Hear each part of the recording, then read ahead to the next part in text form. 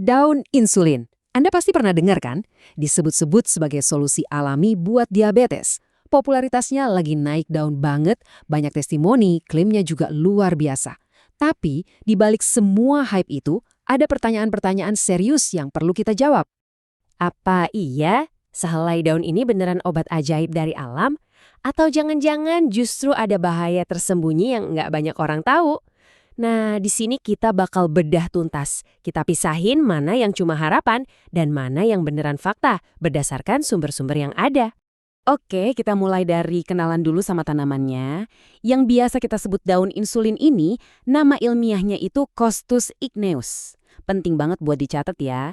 Julukan insulin ini bukan karena daunnya mengandung hormon insulin, sama sekali bukan. Tapi karena reputasinya yang kuat di pengobatan tradisional buat bantu-bantu mengelola gula darah. Sekarang kita coba ngertiin, kenapa sih tanaman ini bisa populer banget? Jawabannya karena klaim manfaatnya itu banyak banget dan kedengarannya wah menggiurkan sekali. Seberapa banyak? Beberapa sumber bilang ada lebih dari 15 manfaat kesehatan yang dikaitkan sama daun ini. Gila kan? Banyak banget. Biar gampang, kita bagi aja jadi 2 kategori besar ya. Pertama, ini nih yang paling dicari-cari. Klaim seputar kesehatan metabolik. Katanya, daun ini bisa mengontrol gula darah, menurunkan kolesterol jahat, bahkan bantu nurunin tekanan darah tinggi. Ada juga yang bilang bisa bantu program diet dan bagus buat pencernaan. Komplit banget ya kedengarannya. Terus ada lagi nih klaim soal perlindungan dan penyembuhan. Daun ini disebut kaya antioksidan, punya sifat anti peradangan. Katanya juga berpotensi melawan sel kanker, bisa jadi antimikroba, dan bahkan bisa melindungi organ penting kita, kayak hati dan ginjal. Luar biasa kan? Tapi, tunggu dulu. Nah, ini dia bagian paling pentingnya. Disinilah kita harus berhenti sejenak dan misahin mitos terbesar dari fakta yang sebenarnya. Karena nama daun insulin itu sendiri, jujur aja, sangat menyesatkan. Coba lihat perbandingan ini. Jelas banget. Mitosnya, orang mikir daun ini isinya hormon insulin, jadi bisa gantiin suntik insulin. Kenyataannya, nol besar. Sama sekali nggak ada hormon insulin di dalamnya. Jadi dia bukan pengganti, tapi klaimnya adalah dia ngebantu tubuh kita buat pakai insulinnya sendiri dengan lebih baik. Terus gimana dong cara kerjanya? Nah, para peneliti percaya kalau ada senyawa aktif di dalamnya, kayak asam korosolik dan flavonoid. Anggap aja senyawa ini kayak mekanik yang bantu sel-sel tubuh kita jadi lebih peka atau lebih responsif sama insulin alami kita. Jadi gula darah bisa masuk ke sel dengan lebih lancar. Dia itu pendukung ya, bukan pemain utama. Oke, klaimnya menarik. Cara kerjanya juga kedengeran masuk akal. Tapi, sekuat apa sih bukti ilmiah yang mendukung semua ini? Nah, sekarang ayo kita periksa bareng-bareng. Ini poin yang krusial banget. Sebagian besar penelitian yang hasilnya positif itu sifatnya masih praklinis. Artinya, ini tuh baru diuji di lab, di cawan Petri, atau ke hewan percobaan kayak tikus. Ini langkah awal yang penting sih, tapi ini jelas bukan bukti final untuk manusia. Dan ini dia lubang terbesarnya dalam penelitian.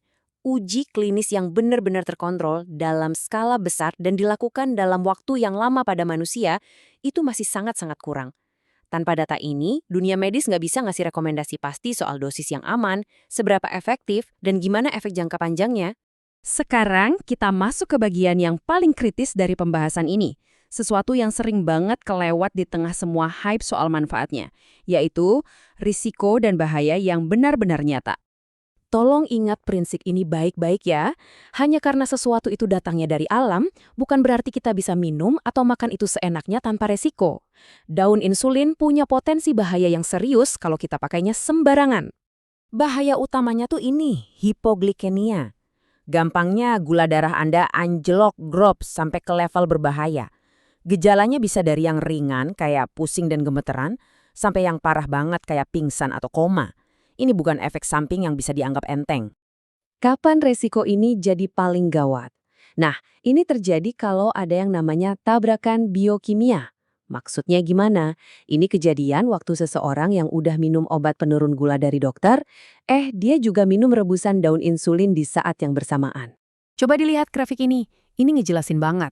Kalau obat dari dokter aja udah bisa bikin gula darah normal, dan daun insulin juga punya efek nurunin, bayangin kalau dua-duanya digabung tanpa pengawasan dokter.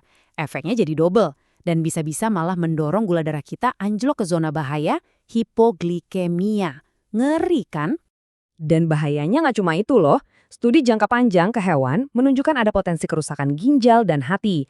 Ada juga orang yang ngeluh mual atau diare. Terus bisa juga terjadi interaksi sama obat lain, misalnya pengencer darah. Dan yang paling penting, keamanannya buat ibu hamil dan menyusui itu sama sekali belum diketahui. Jadi, setelah kita lihat klaim-klaimnya yang wow banget, tapi juga peringatannya yang serem, kesimpulannya gimana dong? Kita harus menempatkan daun insulin ini di mana? Biar gampang, kita pakai perumpamaan sederhana aja. Bayangin, kita lagi bangun rumah kesehatan. Nah, daun insulin ini bukan fondasinya, dia itu cuma cat pelapisnya. Fondasi yang beneran kuat itu ya 3 hal. Pola makan yang sehat, olahraga teratur, dan yang paling penting perawatan medis dari dokter Anda. Daun insulin ini, kalaupun memang cocok dan aman buat Anda di bawah pengawasan dokter, posisinya paling banter cuma sebagai lapisan cat tambahan. Dia nggak akan pernah bisa menggantikan fondasi yang udah rapuh. Jadi, intinya ini, ada 3 aturan emas yang hukumnya wajib nggak bisa ditawar. Pertama, anggap ini suplemen bukan obat dewa penyembuh segalanya. Kedua, sadar kalau ada resiko nyata, terutama bahaya hipoglikemia.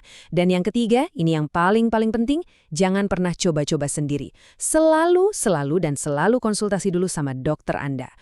Pada akhirnya, pembahasan soal daun insulin ini membawa kita ke sebuah pertanyaan yang lebih besar buat kita semua. Di tengah lautan informasi, antara harapan yang ditawarkan oleh alam dan kepastian yang diberikan oleh bukti medis, di mana kita harus menarik garis. Keputusan ada di tangan Anda, tapi pastikan Anda membuatnya dengan bijak dan berbekal informasi yang lengkap.